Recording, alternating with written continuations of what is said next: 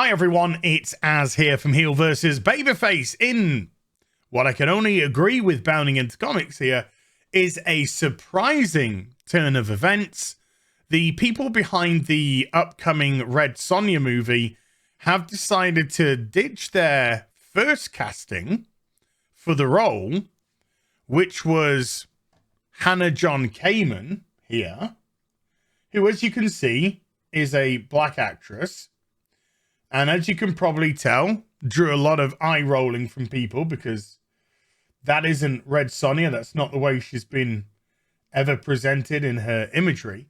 And recast with an Italian actress called Matilda Lutz, who, as you can also see, is much closer in a physical semblance to Red Sonja. Now, is this a ha-ha, Hannah? No. You know, I'm not going to play that game.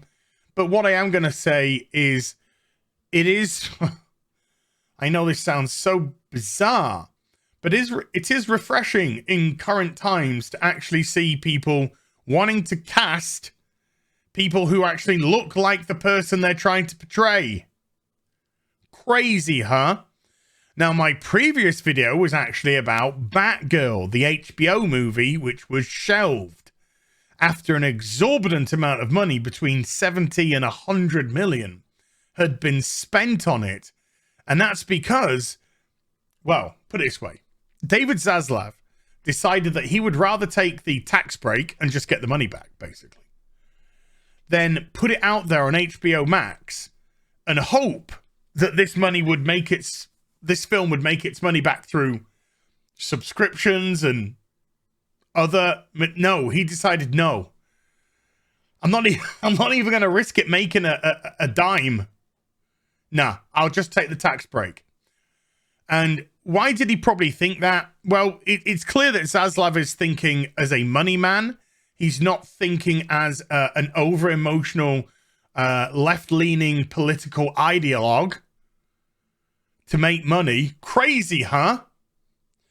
We had on Twitter yesterday, I think it was, the absolutely Heather Antos saying, please don't come into a creative's room and talk about money. You know, probably one of the dumbest things you can say when your industry is absolutely dead because it's been killed by ideology as opposed to selling comics to people who want to buy them. But there again, they were never the sharpest knife in the block. You know what I mean?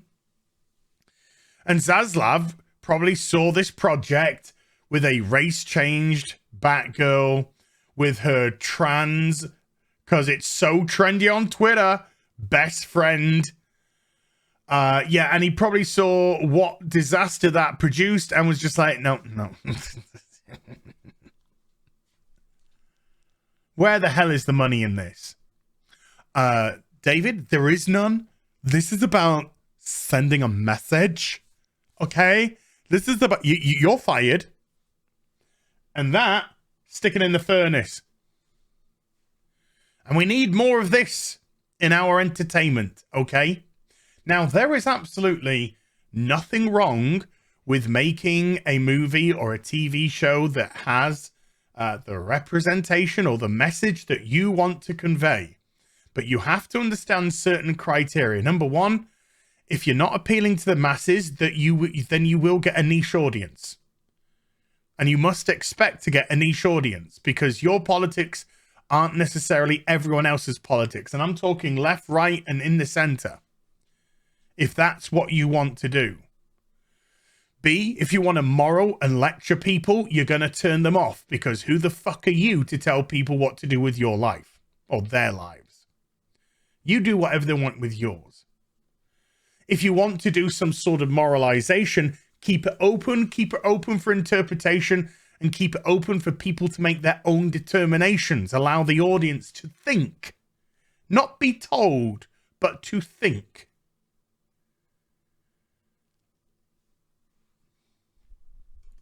So let's just go into this a little bit. That's what she said. Because it's Red Sonja's. And In a particularly surprising move, given the current direction of Hollywood and comic book adaptations in particular, Millennium Media have backtracked on their plans to race-swap Red Sonja for her upcoming solo film. As announced by the production company in August 23rd, following the exit of Ant-Man and the Wasp Hannah John Kamen for the role earlier this year due to scheduling conflicts, nice, and that turned out nicely. The iconic red-headed warrior is now set to be portrayed by Revenge and a classic horror story star Matilda Lutz. Now let's have a look at the actress. Here she is in one of those roles. I imagine the Revenge role. I don't know. I ain't seen either of those. But we can see that she's in an action-orientated role here. She's obviously been through the mill, and yeah, I mean, I could see it. I could see that potentially happening.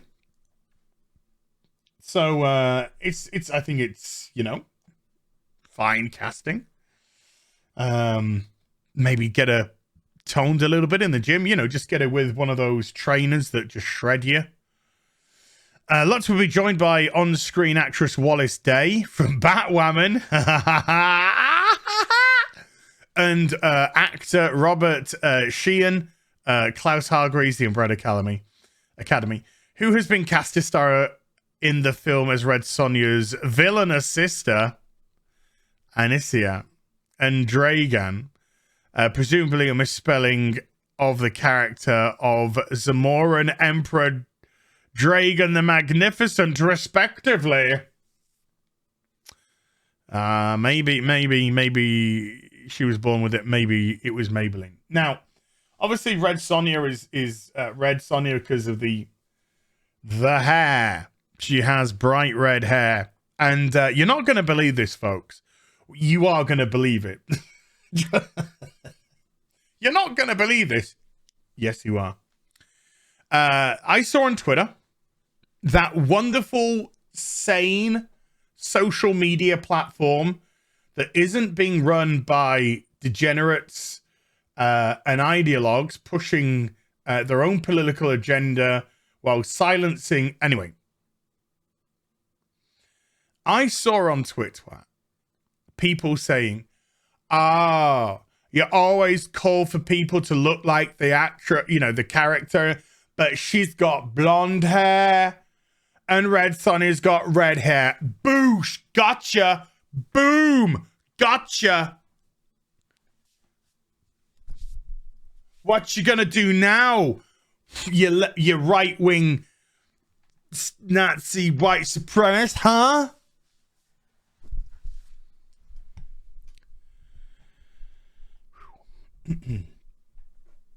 You can dye a person's hair, you know. They even attempted to dye Batwoman's hair in the Batgirl's hair in the Batgirl film. It still didn't look anything like Barbara Gordon. Do you know why? Because the actress was black. And do you know what they didn't dye? Her skin. I think she was Latino, actually. You know, I don't want to get cancelled for getting the wrong place. Oh my God. Because we live in such an identitarian world. It would be the same in this instance. You know, Matilda can dye her hair red and she'll look absolutely bingo for Red Sonja. Hannah, with all due respect to Hannah, I'm not trying to knock the actress, but if she dyed her hair red, her skin color is obviously still the same and it still isn't a match for Red Sonja. It's a very easy question to answer. There's no gotcha moment there at all. You are the one. We're not the ones that are saying we want the exact height, weight, breast size, waist size, eye color, all of this kind of stuff when it comes to the characters. No, we want somebody who looks similar. You know, the more similar, the better, if you can, of that actual character. Now, you can change things like hair color. You can change things like wigs. Did you know that's not Benedict Cumberbatch's fucking hair in Doctor Strange? That's a wig. Are we complaining? Are people complaining about the casting of Benedict Cumberbatch in the role of Doctor Strange? No, of course they're not. So this isn't a gotcha thing in the slightest. Now, it's not a hard thing to do. Oh, that's a great picture. It's not a hard thing to do. And people are getting, you can see it because you can see it through the fact that even mainstream medias, some of the channels are starting to question the narrative. They're not going, you know, pendulum the other way per se, but they're kind of saying, do you know something? Maybe it does hurt media when you cast on an identitarian perspective, when you cast because you want, I mean, look at what's it called, House of Dragons, and they casted the sea snake, sea serpent, whatever, with a black actor. And the thing with that character is that that character goes through a maternity suit later, which is now going to be very easy to resolve. It's going to be very easy as soon as it comes out of the, you know, the baby comes out sort of business. And more importantly, that aside, the people behind House of Dragons said we changed some casting. We diversified the cast because we didn't just want it to be a bunch of white people. Now that is the truth. That's when the truth comes out. And that therefore in itself makes the casting of the other people tokenizations. Because they just admitted to the tokenizations. We strayed from the source material because we just didn't want it to be a white people. Even though that world had been constructed very specifically with very specific demographics and very specific areas that made sense. But now they want to get rid of that sensical nature because they want to add their own diversification to it. This isn't, it's not racism to want people to be as they are, because the people as they are is one of the major, massive reasons why they've been so popular throughout the course of their life. And then some left-wing prick bucket comes in and says, well, I'm going to change the color because it's time that we added diversity and inclusion and representation. Anywho, there we go. I'll see you in the next video. A nice surprising change and hopefully a direction that you'll keep going. Oh, and actually, just before I go, this isn't about whitewashing at all or any nonsense like that some fucking retard will think of. No, this is the same for every black, brown, gay character that has been created. I don't want Captain Jack in Doctor Who to suddenly be straight. That's not how it happens. I don't want Blade to somehow be white. That's not how it happens. I don't even want Shang-Chi to be, I don't know, a woman of Middle Eastern descent. It's not how it works. Just be respectful to the characters and be respectful to the history of those characters and what made them popular in the first place. Which was who they are, the struggles that they went through, the stories that they went through, the characters that surrounded them and defined them. And the world that defined them. Don't come along with your own hubris. Don't come along with your own arrogance and think that your politics is better than their worlds. Their worlds will beat your politics every which way but loose. Now I'll see you in the next video. Bye for now.